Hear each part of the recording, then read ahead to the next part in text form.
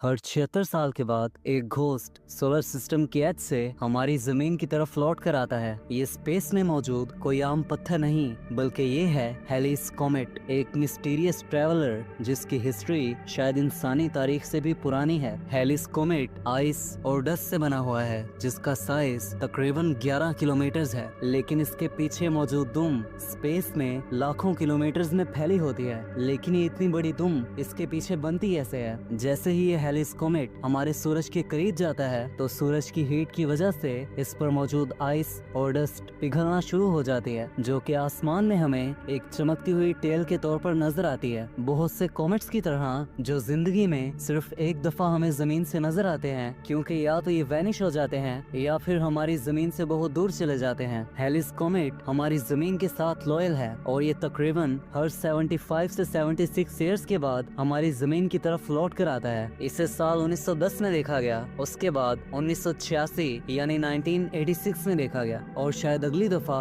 इसे देखने के लिए हमें ईयर 2061 का वेट करना पड़ेगा। ईयर 1986 में एक स्पेसक्राफ्ट हेलिस कॉमेट के पास से गुजरा। उसने हेलिस कॉमेट की बहुत सी पिक्चर्स हमें जमीन पर भेजी, जिससे हमें ये पता लगा कि एक ब्लैक आइसी रॉक है। ये हेलिस कॉमेट हमारी जमीन के साथ कभी भी नहीं टकरा सकता क्योंकि इसका पाथ स्टेबल है, लेकिन अगर कभी ये हमारी जमीन से टकरा जाए तो हमारी जमीन पर क़यामत का मंजर होगा। लेकिन खुशकिस्मती से ये हमारी जमीन के करीब से सिर्फ हमें हेलो कहकर गायब हो जाता है।